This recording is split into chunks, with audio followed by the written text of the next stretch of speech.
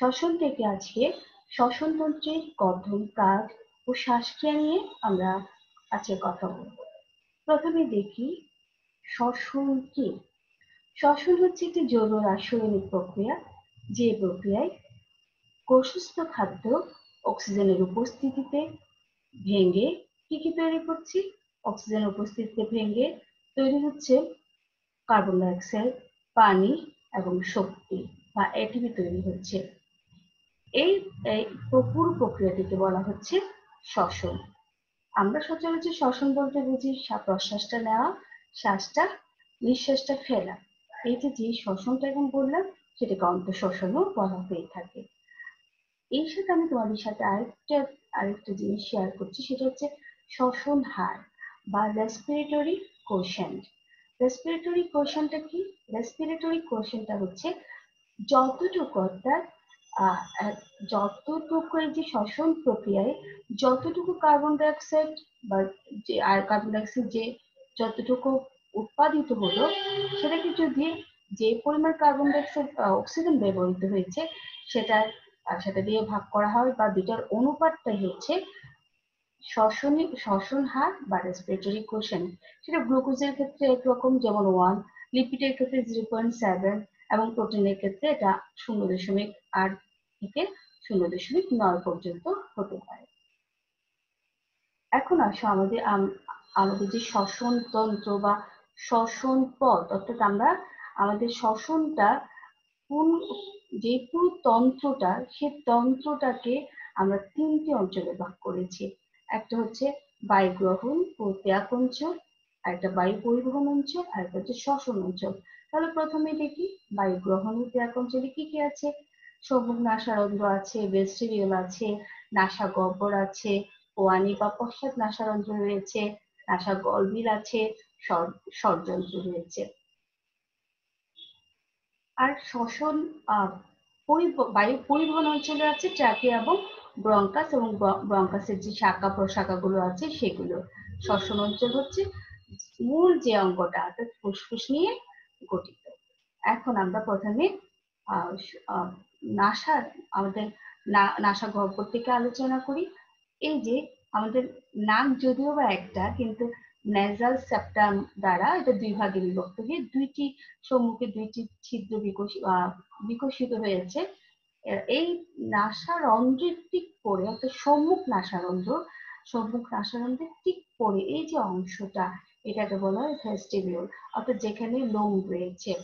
এই লোমগুলো কিন্তু এমনি এমনি না, একটা কাজ আছে, তোমরা জানো, এটা অনেকটা ফিল্টার করে বাইরের থেকে যে বায়ুটা আমরা নিচ্ছি, সেই বায়ুতে যে ধুলাবালি গুলো আছে, জীবাণু আছে, সেটাকে এখানে আটকে দিচ্ছে এই নাসারন্ধ্রটা। তাহলে ভেস্টিবিউলে গেল। ভেস্টিবিউলটা নাসাগহ্বর, এই যে পুরো অংশটাতে যে নাসাগহ্বর উন্মুক্ত হয়। আমাদের নাসাগহ্বরে কি কি আছে? আমাদের নাসাগহ্বরে যে দেখছো একটা অলফ্যাক্টরি অঞ্চল, অর্থাৎ এখানে অলফ্যাক্টরি কোষ আছে। তারপর এখানে আছে আরো সিলিয়াযুক্ত মিউকাস নিঃসরণকারী কোষ আছে। এগুলো কি কাজ করছে? মিউকাস করণের ফলে যেহেতু একটু আটলো, সেটা রোগ জীবাণু প্রবেশে মানে আটকে দিচ্ছে, রোগ জীবাণুকে আটকে দিচ্ছে, ধুলোবালি আটকে দিচ্ছে। ধুলোবালি যদিও বা ভেস্টিবিউল এখানে ছেড়ে ফেলছে, যদিও বা থাকে। তারপর হচ্ছে এই যে অলফ্যাক্টরি অঞ্চল, সেখানে কি হচ্ছে, যে কোষটা আছে সেই কোষটা ঘ্রাণ নিতে সাহায্য করছে। এরপরে এখানে দুটো ছিদ্র থাকে, এটা তো সম্মুখ নাসারন্ধ্র, এর ঠিক অপোজিটে থাকে পশ্চাৎ নাসারন্ধ্র, যেটাকে আমরা কোয়ানি বলেছি। এই পশ্চাৎ নাসারন্ধ্রের মাধ্যমে নাসাগহ্বরটি উন্মুক্ত হয়। এই যে এই নাসাগলবিল যেটা, এই যে নাসাগলবিলের ঠিক আগে কিন্তু আবার আমাদের যে অন্তঃকরণের যে নালীটা, অডিটরি টিউবটা রয়েছে, রেজিস্ট্রেশন নালী, এটা কিন্তু এখানে দেখে একটু হালকা একটু ঠোল পড়া যে অংশটা, এটা হচ্ছে রেজিস্ট্রেশন নালীটা এখানে উন্মুক্ত হচ্ছে। এই যে নাসাগলবিল আসলে গলবিল আমরা যখন পরিপাকে পড়েছি, গলবিলকে 3টা ভাগে ভাগ করেছি, আমি আশা করবো তোমাদের মনে আছে। তার মধ্যে একটা ছিল নাসাগলবিল, আর একটা ছিল তোমার মুকোগলবিল, আর একটা ছিল স্বরগলবিল।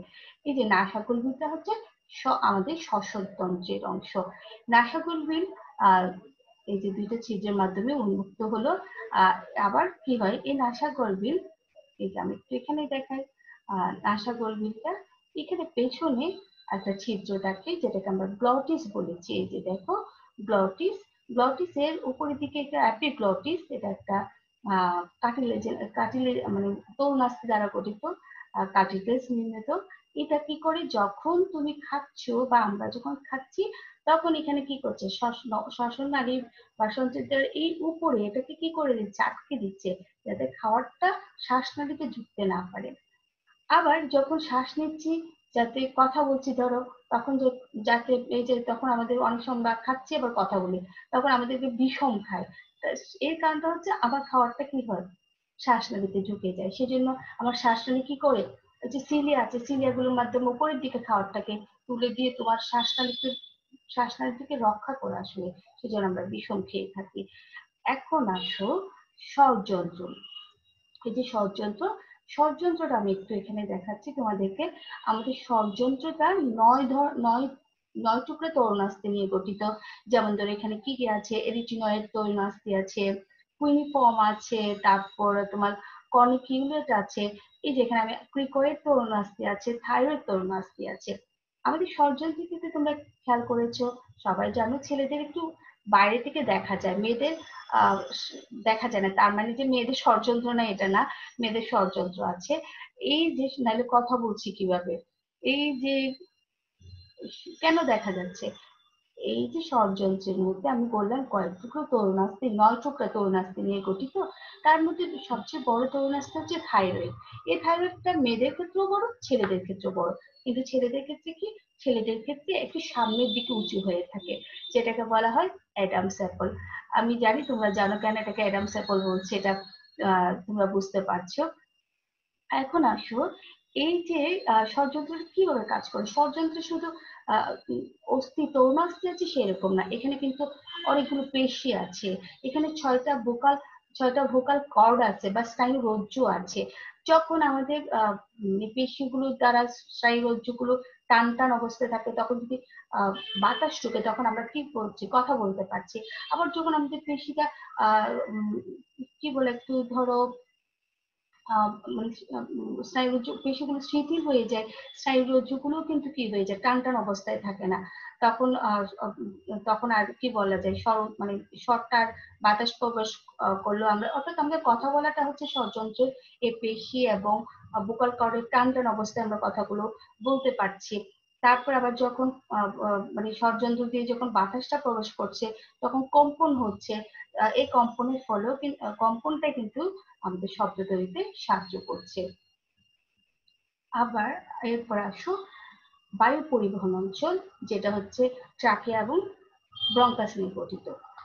ট্রাকিয়া, ট্রাকিয়া কি, ট্রাকিয়া হচ্ছে এই যে একটা আমাদের অন্ননালীর নিচ দিয়ে যে শ্বাস নালীটা, আমাদের বাতাসটা যেটার শাখা প্রশাখার মাধ্যমে আমাদের ফুসফুসে যাচ্ছে, এটাই হচ্ছে ট্রাকিয়া। ট্রাকিয়া আমাদের একদম শ্বরতলী অর্থাৎ শ্বররজ্জুর পর থেকে পঞ্চম বক্ষদেশীয় কশরুকা পর্যন্ত বিস্তৃত। এটা দৈর্ঘ্যে 12 সেন্টিমিটার এবং ব্যাস 2 সেন্টিমিটার। এই যে কতগুলো এখানে তোমরা দেখতে পাচ্ছ, এখানে কতগুলো আহ এই যে কতগুলো এই তরুণাস্থি নির্মিত কতগুলো অংশ দেখা যাচ্ছে, এগুলো সি আকৃতির।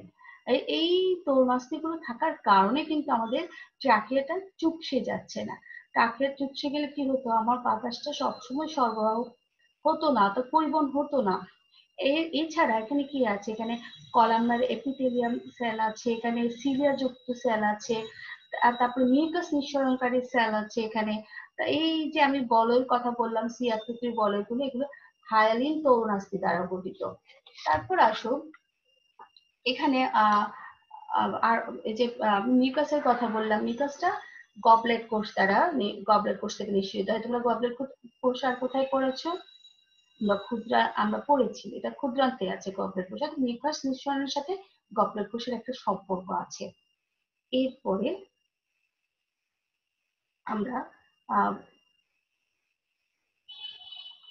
আমরা দেখি ব্রঙ্কাই। ব্রঙ্কাই বা ক্রোম নালীও বলা হয়ে থাকে ট্রাকিয়ার। এই যে প্রথমে যে ট্রাকিয়াটা 2 ভাগে ভাগ হলে এটাকে আমরা প্রাথমিক ব্রঙ্কাস বলছি, এই ব্রঙ্কাসটা আবার কি হচ্ছে, দুই ভাগে ভাগ হচ্ছে, আবার ভাগ হচ্ছে যে সেকেন্ডারি বলছি, এরপর টার্সিয়ারি, এরকম হতে হতে একেবারে এটা ব্রঙ্কিউল পর্যন্ত, অর্থাৎ ট্রাকিয়া ফুসফুসের একদম মানে ক্ষুদ্র ব্যাসযুক্ত এটা ব্রঙ্কিউল, মানে লাস্ট যেটা ব্রঙ্কিউল, প্রান্তীয় ব্রঙ্কিউল, শ্বসন ব্রঙ্কিউল, এভাবে বিভাজিত হতে থাকে। এই শ্বসন ব্রঙ্কিউল আবার অ্যালভিওলার নালী তৈরি করছে, এগুলো আমরা পড়ে দেখছি। তাহলে ব্রঙ্কাস, এই ব্রঙ্কাস আমরা দেখলাম এটা ট্রাকিয়ার একটা বিভাজন। এখানে বাম ব্রঙ্কাস, অর্থাৎ এই যে এই বাম ব্রঙ্কাসটা, বাম ব্রঙ্কাস আর ডান ব্রঙ্কাস কিভাবে বুঝবো?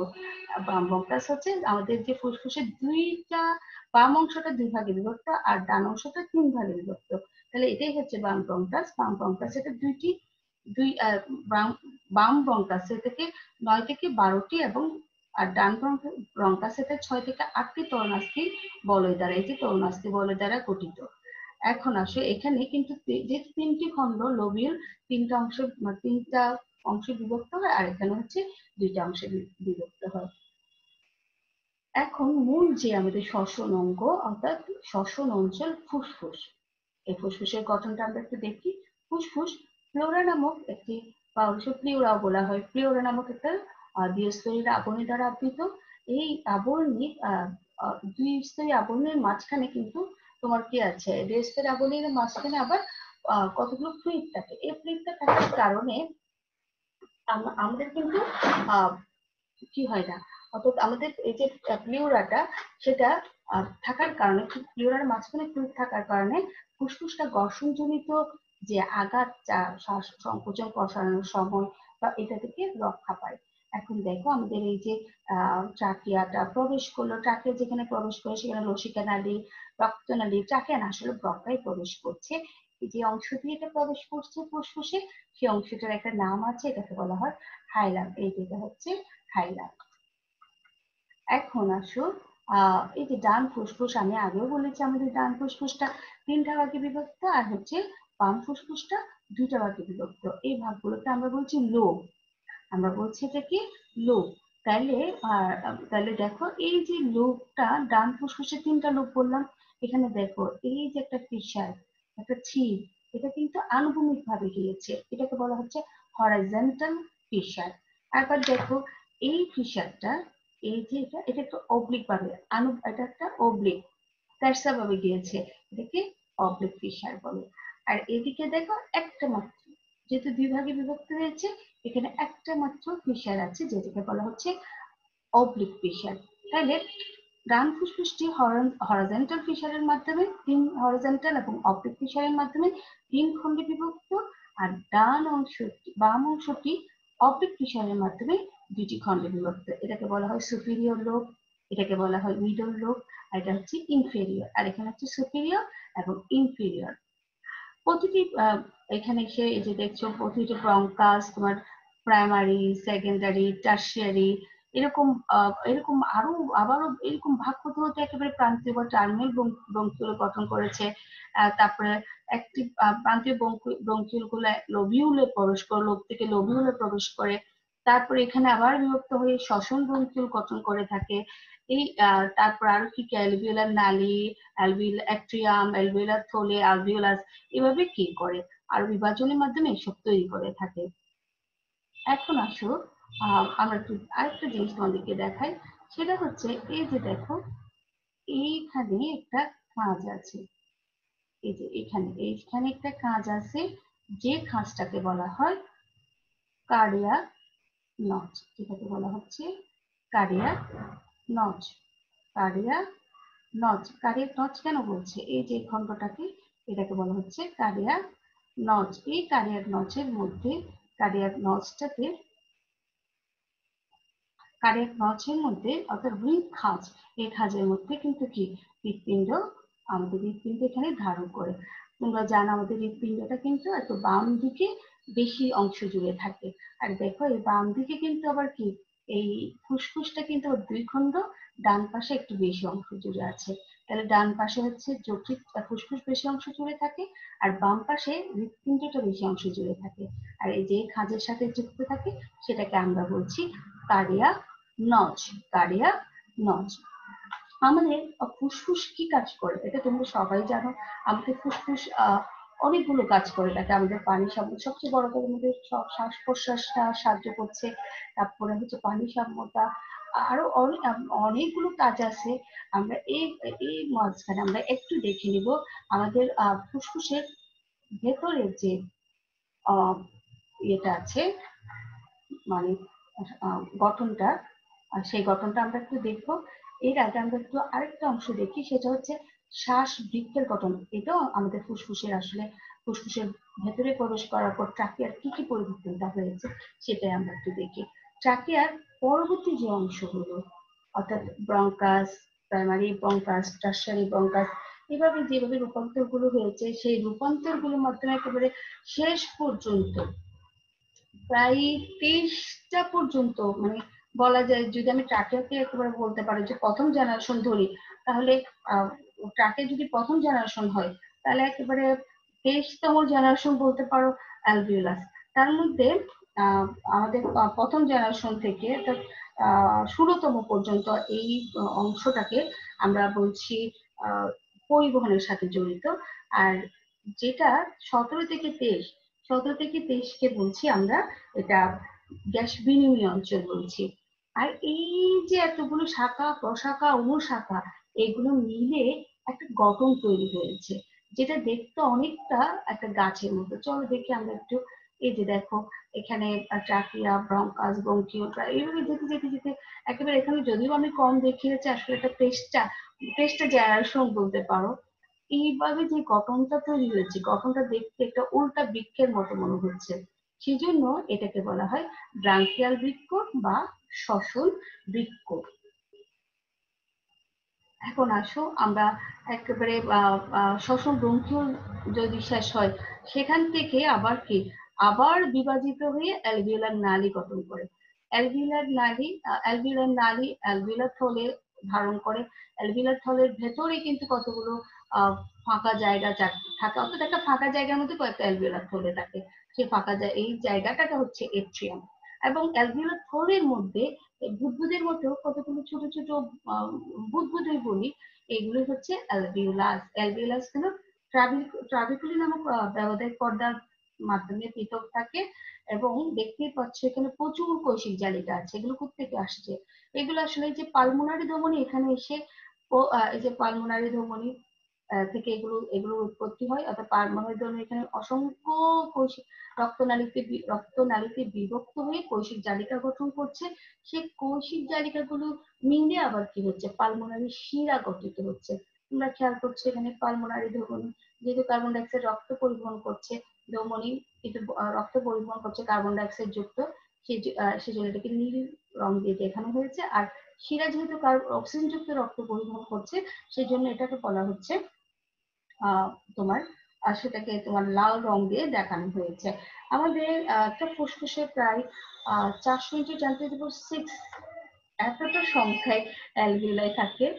এই অ্যালভিওলাই গুলো আবার এই যে অ্যালভিওলাই গুলোর ফাঁকে ফাঁকে কিন্তু আবার একটা ছিদ্র থাকে। এই অ্যালভিওলাই গুলো ফাঁকে একটা ছিদ্র থাকে, যেটাকে বলা হয়, এই যে দুইটা অ্যালভিওলাই ফাঁকে, যেটাকে বলা হয় কোহনের ছিদ্র। যেগুলোকে বলা হয় কোহনের ছিদ্র। এই যে অংশটা এখানে পাশাপাশি যে ছিদ্র, এটাকে কোহনের ছিদ্র বলে। আবার এখানে তোমার আরো কিছু সাইনাস থাকে, যেটা মানে কি বলা যায় যে মানে তোমার ব্রঙ্কিউলের সাথে অ্যালভিওলাসটাকে সংযুক্ত করে, যেটাকে বলা হচ্ছে ল্যাম্বার্ডের সাইনাস। যেটাকে বলা হচ্ছে ল্যাম্বার্ডের সাইনাস। অর্থাৎ এই দুটোর ফাঁকে যে ছিদ্রটা থাকে সেই ছিদ্রকে বলা হয় কোহন পোর্স। আর যে সাইনাস গুলোর মাধ্যমে এটা সংযুক্ত থাকছে, অ্যালভিওলাস গুলো ব্রঙ্কিউলের সাথে সংযুক্ত হচ্ছে, সেগুলোকে বলা হচ্ছে ল্যাম্বারের সাইনাস। এখন আসো আমরা পরবর্তী স্লাইডটা দেখি।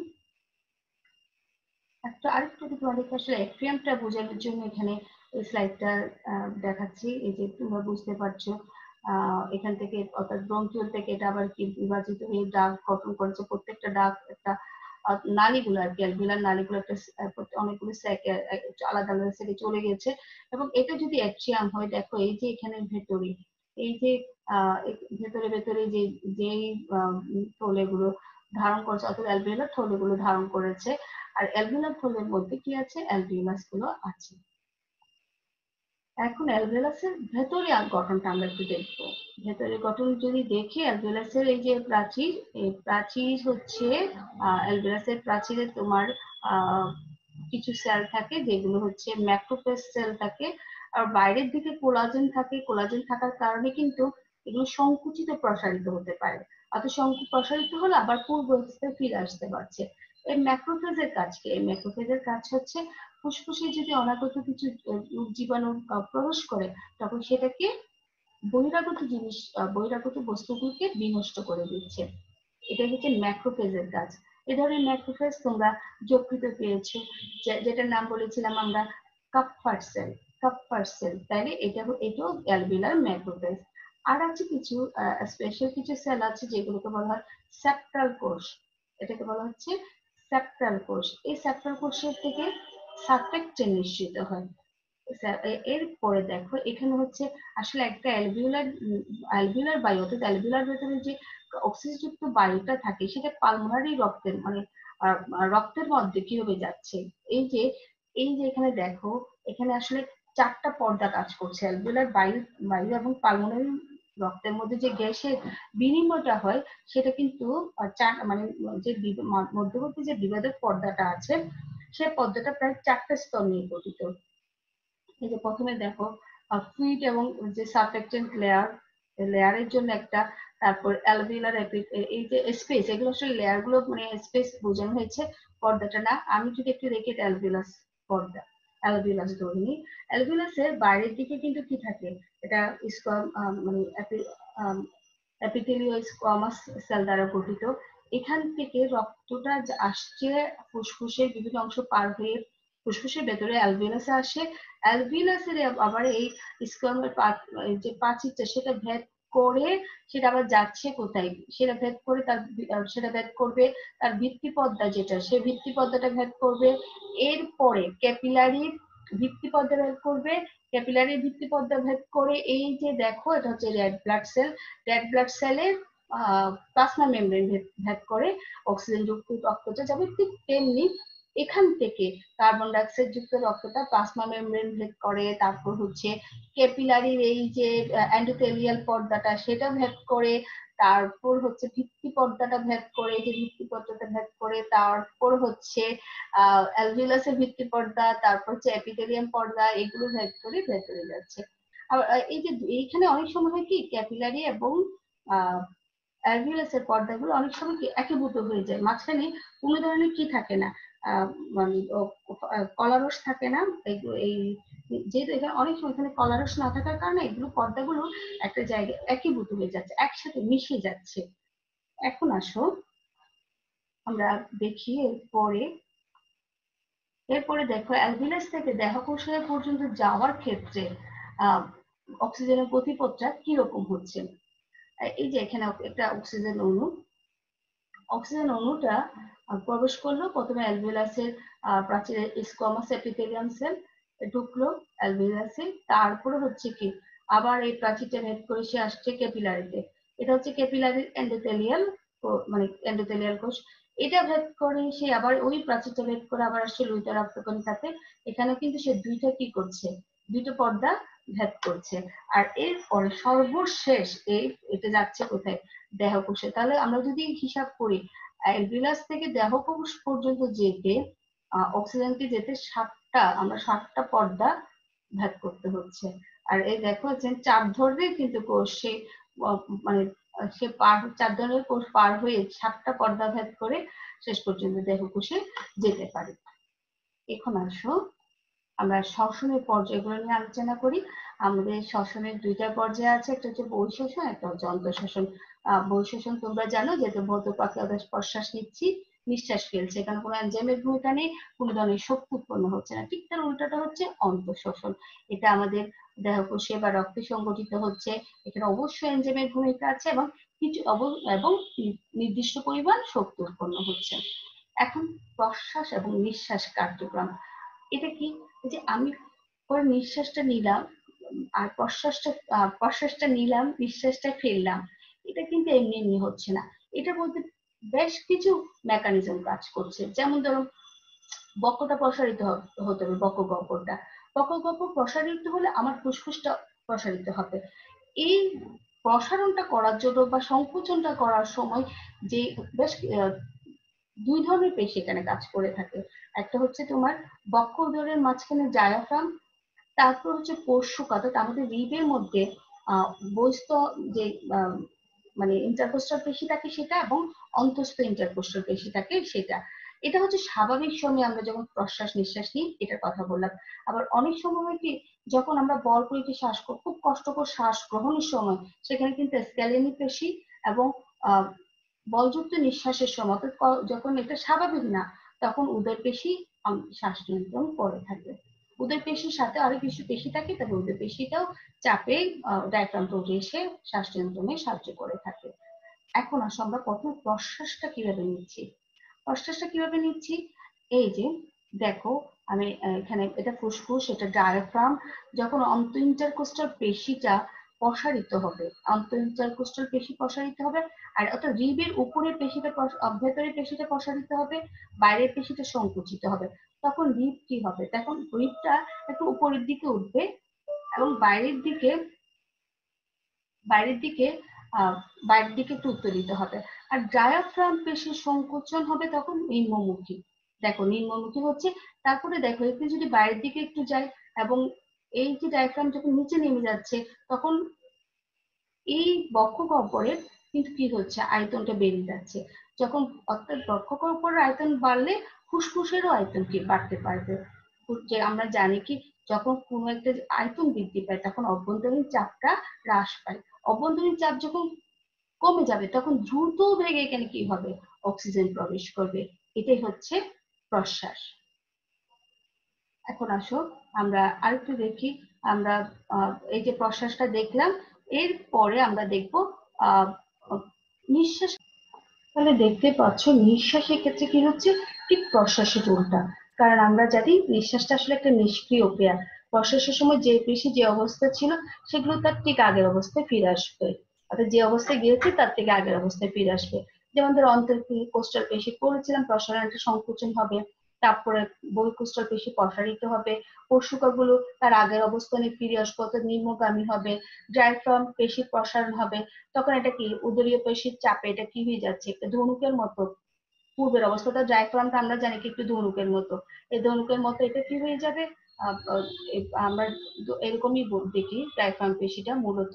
তখন এটা কি হচ্ছে, আবার তোমার আগের জায়গায় ফিরে আসবে। এখন তাহলে দেখো বক্ষ গহ্বরের আয়তন, যেহেতু বক্ষ গহ্বরের আয়তনটাও হ্রাস পাবে, ফুসফুসের আয়তনটা যখন ফুসফুসের আয়তনও হ্রাস পাবে, আর আয়তন যখন হ্রাস পাবে চাপটা বৃদ্ধি পাবে, তখন কার্বন ডাইঅক্সাইড যুক্ত যে বায়ুটা ভেতরে আছে সেটা বের হয়ে যাচ্ছে। এটাই হচ্ছে নিঃশ্বাস কার্যক্রম। তোমরা বুঝতে পারছো যে আমরা প্রশ্বাস এবং নিঃশ্বাস নিচ্ছি বা ফেলছি, এটা আসলে অনেক বেশ কয়েকটা পেশির মানে সম্মিলনে হচ্ছে। এখন আসো আমরা পরবর্তী স্লাইডে আরেকটু, আমি তোমাদেরকে একটু চিত্রের মাধ্যমে দেখাচ্ছি যে বাইরেটা প্রবেশ করছে, বক্ষটা দেখা একটু প্রসারিত, এটা কিন্তু একটু পশুগুলো নিচের দিকে নামানো, ওটা একটু এই তোমরা বুঝতে পারছো এটা একটু বড় একটু ছোট আয়তনে। আর এটা দেখো, এটা একটু সমতল হয়ে গেছে ডায়াফ্রামটা, আর এটা কিন্তু আগের জায়গায় ফিরে গিয়েছে। তার মানে এটা বক্ষটা সংকুচিত হয়ে গেছে, বক্ষ গহ্বরটা, পেশিটাও, ফুসফুসটাও সংকুচিত হয়ে গেছে। আর এখানে যেহেতু বক্ষ গহ্বরটা প্রসারিত অবস্থায় আছে, ফুসফুসটাও প্রসারিত অবস্থায় আছে। আমি আশা করব তোমরা মেকানিজমটা বুঝতে পেরেছো। এখন আমরা যা দেখেছি, আমরা একটু পুরো জিনিসটা একটু কি করি, একটা ভিডিওর মাধ্যমে দেখি। তোমরা দেখতে পাচ্ছ এখানে, এখানে এই যে বায়ুটা যাচ্ছে ন্যাসাল ক্যাভিটি দ্বারা, এবং কি কি অংশ আছে এগুলো কিন্তু আমরা পড়েছি, ফ্যারিংস, ট্রাকিয়া, লাং। তারপর দেখো এই যে বায়ুটা প্রবেশ করছে, প্রবেশ করে এটা কোথায় যাচ্ছে, এটা ন্যাসাল ক্যাভিটি হয়ে যাচ্ছে, এবং ন্যাসাল ক্যাভিটিতে কি কি আছে নাসাগহ্বর এখানে এটা দেখানো হলো, এবং কি কি কাজ করছে, অর্থাৎ সিলিয়া ফিল্টার করছে, মিউকাস মেমব্রেন আছে, রক্তজালিকা যেটা কিন্তু বাইরের বাতাসটাকে একটু উষ্ণ করছে, তারপর বাতাসটা যাচ্ছে, তোমরা দেখতে পাচ্ছ এটা হচ্ছে বোকাল কর্ড, এপিগ্লটিস, এই যে এপিগ্লটিস, এই যে এপিগ্লটিসটা ছেলেটা ঢুকে যাচ্ছে, এই যে দেখো আর ট্রাকিয়াতে। এখন আসো কোথায় যাচ্ছে দেখি আমরা, একটা ট্রাকের মাধ্যমে এটা তোমার এই যে ট্রাকের গঠনটা দেখানো হচ্ছে, এটা হচ্ছে অর্ধবৃত্তাকার একটা তরুণাস্থি নির্মিত অংশ। এই যে এটা আমাদের ফুসফুস আসলে স্পঞ্জি সংকুচিত প্রসারিত হচ্ছে। এরপরে দেখো বাতাসটা ঢুকলো, ঢুকে পর ব্রঙ্কাস দিয়ে একেবারে শেষ ব্রঙ্কাসের বিভাজনের শেষ অংশ এবং অ্যালভিলাসে চলে গেল। অ্যালভিলাসে কি হচ্ছে, একটা ডিফিউশন প্রক্রিয়া, ব্যাপন প্রক্রিয়ার মাধ্যমে। আর এই যে দেখতে পাচ্ছি এটা আমরা আগে রেখেছি, রক্ত কার্বন ডাইঅক্সাইড যুক্ত রক্তটা বের হচ্ছে বা কার্বন অক্সিজেন যুক্ত রক্তটা বের হয়ে যাচ্ছে, কার্বন ডাইঅক্সাইড যুক্ত রক্তটা প্রবেশ করছে। আমরা আরেকটু দেখবো, এই যে এখানে ডিফিউশনটা হচ্ছে, এই যে দেখো এখানে অক্সিজেন যুক্ত রক্তটা অ্যালভিলাসে আসছে, ক্যাপিলারিতে চলে যাচ্ছে, আবার ক্যাপিলারি থেকে কার্বন ডাইঅক্সাইড যুক্ত রক্ত আসছে, বের হয়ে যাচ্ছে। এটাই হচ্ছে মূলত শ্বসন।